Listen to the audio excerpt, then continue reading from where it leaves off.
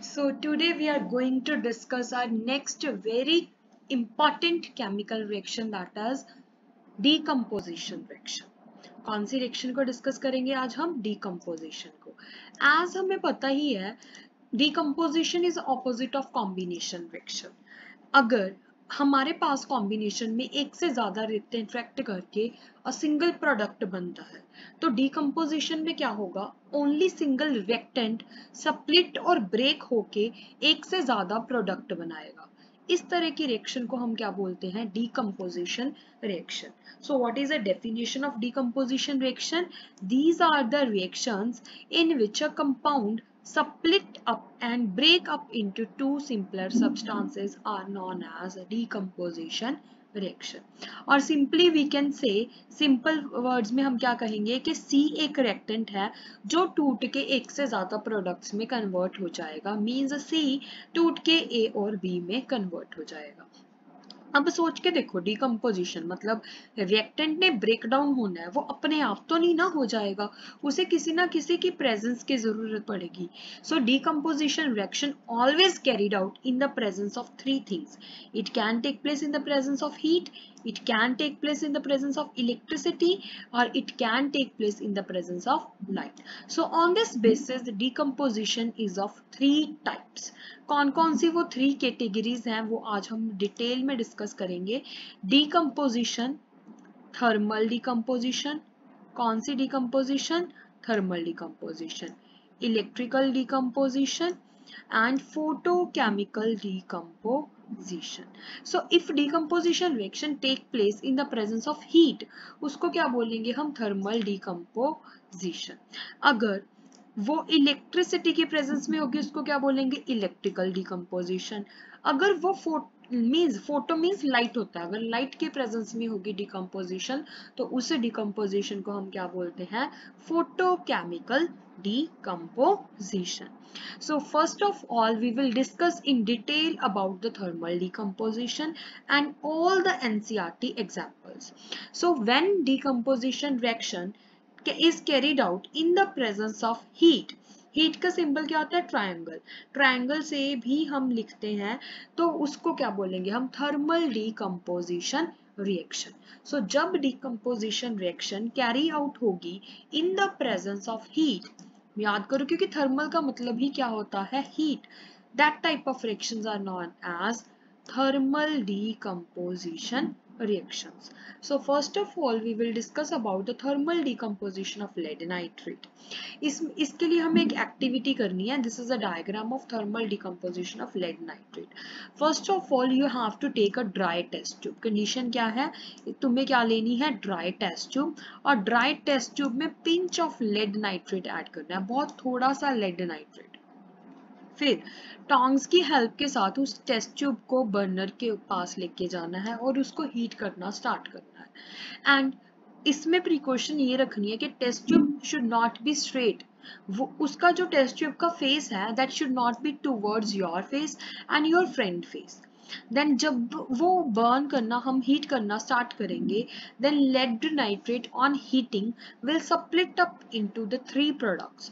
वो three products कौन कौन से हैं? Lead oxide, nitrogen dioxide and oxygen. कौन कौन से हैं? Lead oxide, nitrogen dioxide and oxygen. Point to be noted, जो लेड नाइट्रेट हम एज अ स्टार्टिंग प्रोडक्ट लेंगे उसका कलर व्हाइट होगा इनिशियली, बट जब हम उसको हीट करना स्टार्ट कर देंगे तो एज अ रेजिड्यू हमारे पास टेस्ट ट्यूब में एक येलो कलर का कंपाउंड बनेगा. वो कंपाउंड कौन सा होगा? Lead monoxide. कौन सा होगा वो? Lead monoxide. And you will observe कि ब्राउन कलर की फ्यूम्स भी इवॉल्व होंगी.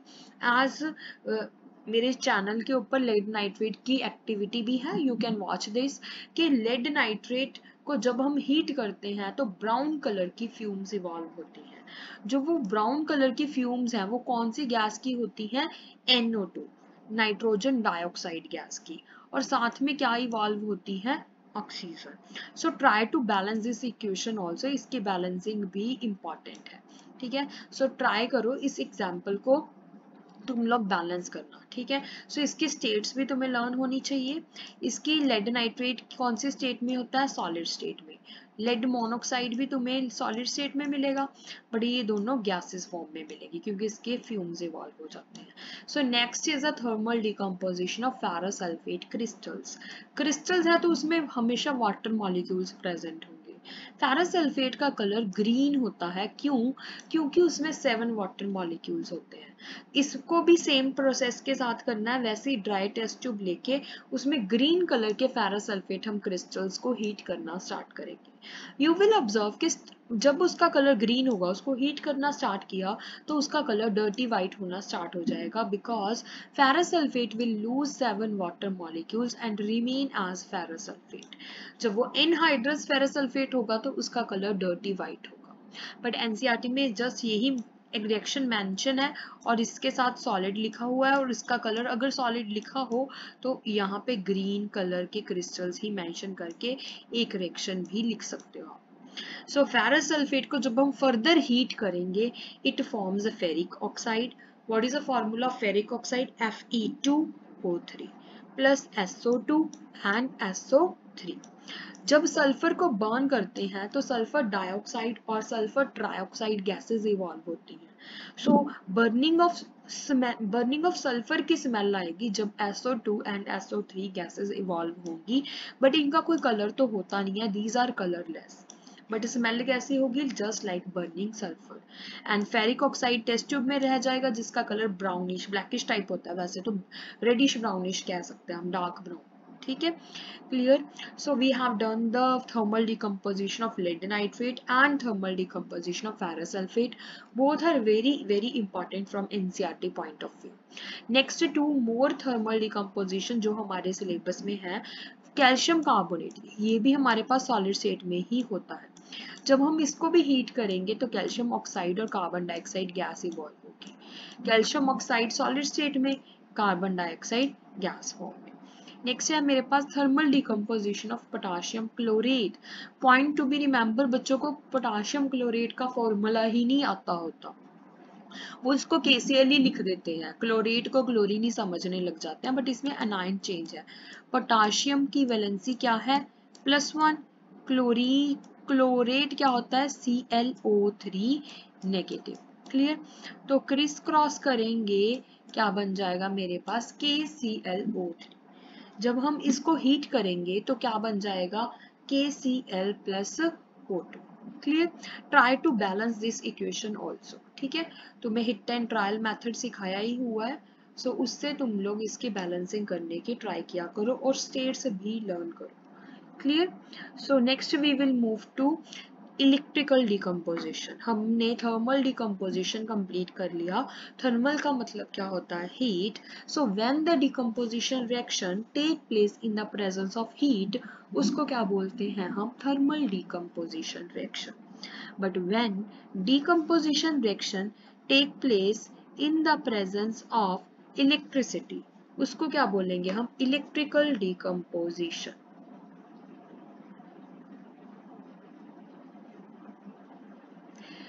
इसकी हमारे पास एनसीईआरटी में एक एग्जाम्पल है मोस्टली, और हर साल इसका एक ना एक क्वेश्चन तो आना ही आना है, एक्टिविटी बेस्ड और कुछ भी। ठीक है,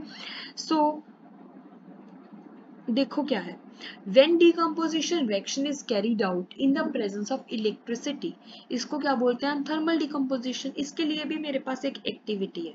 हमें एक मग लेना है, मग में 2 होल्स करके तुम्हें ग्रेफाइट की रोड्स को फिक्स करना है। These are graphite rods. ठीक है, that act as a electrode, और उनके ऊपर हमें एक टेस्ट ट्यूब लेनी है जो क्या है, जिसको हम फिल करेंगे विद एसिडिफाइड वाटर।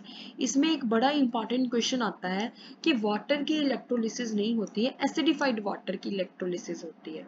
क्वेश्चन बहुत बार ये आया हुआ है कि why we are using acidified water. क्यों? क्योंकि अगर वाटर में थोड़ा सा एसिड प्रेजेंट होगा देन ओनली वो आयोनाइज होगा और फिर उसकी डिकम्पोजिशन रिएक्शन होगी। क्लियर? प्लास्टिक का मग लेना, उसमें एसिडिफाइड वाटर लेना और 2 टेस्ट ट्यूब लेके उनको भी फिल कर लेना है एसिडिफाइड वाटर के साथ और उनको इन्वर्टेड पोजीशन में लगा देना है, और एक इलेक्ट्रोड को हमें फिक्स करना है with the positive terminal of battery और दूसरे को किसके साथ करना है? Negative terminal of battery. तो हम देखेंगे जब हम स्विच ऑन कर देंगे तो वाटर अंडरगोस इलेक्ट्रिकल डिकम्पोजिशन। ठीक है, जब हम वाटर की इलेक्ट्रोलिटिक डिकम्पोजिशन करेंगे it forms hydrogen and oxygen. ये बड़ा फेमस क्वेश्चन है, हर साल रिपीट होना ही होना है कि कौन से टर्मिनल के ऊपर कौन सी गैस बनती है। हाइड्रोजन एनोड पे बनती है या कैथोड पे, ऑक्सीजन एनोड पे बनती है या फिर कैथोड पे। ठीक है, इसके लिए एक ट्रिक है, इजी है, तुम्हें मैं याद करवा ही दूंगी। पहले ये बात याद करो कि जब तुम लोग स्विच ऑन करोगे देन यू विल ऑब्जर्व कि एक टेस्ट ट्यूब में वाटर का लेवल यहाँ पे आ जाएगा, एक में यहाँ पे आ जाएगा। इट शोज दैट कि जो इस टेस्ट ट्यूब है इसमें जो गैस इवॉल्व हुई है उसका वॉल्यूम दूसरी टेस्ट ट्यूब के वॉल्यूम से डबल है। इट मीन्स यहाँ पे कौन सी गैस है, हाइड्रोजन, और यहाँ पे कौन सी इवॉल्व हुई थी, ऑक्सीजन। मीन्स हाइड्रोजन के तो 2 वॉल्यूम प्रोड्यूस हुए जब मैंने 2 वॉल्यूम ऑफ वाटर की इलेक्ट्रोलिसिस की, बट एक वॉल्यूम किसका प्रोड्यूस हुआ, ऑक्सीजन का। क्लियर। तो तुम्हें याद कैसे रहेगा कि हाइड्रोजन हमें कैथोड के ऊपर मिली और ऑक्सीजन एनोड के ऊपर मिली। एनोड हमेशा पॉजिटिव चार्ज होता है, कैथोड हमेशा नेगेटिव चार्ज होता है। एज वी नो कि ऑपोजिट अट्रैक्ट ईच अदर। हमें पता है ऑक्सीजन की वैलेंसी -2 होती है, तो ये हमेशा प्लस के पास ही जाएगा, यहाँ से याद हो जाएगा। हाइड्रोजन की +1 ये नेगेटिव के पास जाएगा। सो हाइड्रोजन कौन से टर्मिनल के ऊपर फॉर्म होगा, कैथोड के ऊपर। ऑक्सीजन कौन से टर्मिनल के ऊपर फॉर्म होगा, एनोड के ऊपर। ठीक है, so you will observe the formation of bubbles at both the electrode. These bubbles displaces water in the graduated tubes. So कौन कौन सी गैस इवॉल्व हुई, hydrogen and oxygen. The volume of hydrogen is found to be double the volume of oxygen. Clear? And this process is also known as electrolysis. Clear? Hydrogen is formed at cathode, oxygen is formed at anode. So next है मेरे पास photo electrical decomposition. ये बहुत easy है, इसके भी question आने के chances बहुत ज़्यादा है। Clear? When decomposition reaction is carried out in the presence of sunlight, it is known as photochemical decomposition. इसके 2 ही एग्जाम्पल है हमारे सिलेबस में, silver chloride and silver bromide. Silver chloride का कलर व्हाइट होता है और ये एक सॉलिड स्टेट में है मेरे पास। जब हम इसको सनलाइट में रखेंगे तो सिल्वर और क्लोरीन गैस इवॉल्व होगी। सिल्वर का कलर ग्रे होगा, क्लोरीन गैस की फॉर्म में इवॉल्व हो जाएगी। मतलब इस एक्टिविटी को कैसे परफॉर्म करना है, एक चाइना डिश लेनी है, चाइना डिश में हम सिल्वर क्लोराइड को लेके उसको सनलाइट में रख देंगे। After some time you will observe that the white colour of silver chloride will changes to grey due to formation of silver, और क्लोरीन गैस क्या हो जाएगी मेरे, डिकम्पोज हो जाएगी। Similarly silver bromide whose color is pale yellow, उसको हम sunlight में रखेंगे, it forms silver and bromide. Silver का कलर क्या होगा, ग्रे होगा। ठीक है, सो इसकी सबसे important application, it is used in black and white photography. इसके ऊपर असर्शन रीजन फॉर्म हो सकता है, MCQ हो सकता है फॉर्म, one word आंसर बन सकता है। So many questions are framed from this topic. Decomposition means most important part इस चैप्टर में decomposition है ही, उसके questions आने के chances काफी ज़्यादा हैं। So learn the decomposition reaction and their diagrams also, their examples, their applications also. So next video में हम discuss करेंगे displacement reaction, as you already know 8th class में भी किया है displacement reaction, and the very important part है displacement reaction. Clear? So watch this video, subscribe it and learn the reactions. Reactions need written practice. जब तक तुम लोग practice नहीं करोगे तब तक तुम्हें learn नहीं होगी। ठीक है? So again and again watch the video, again and again write the reactions.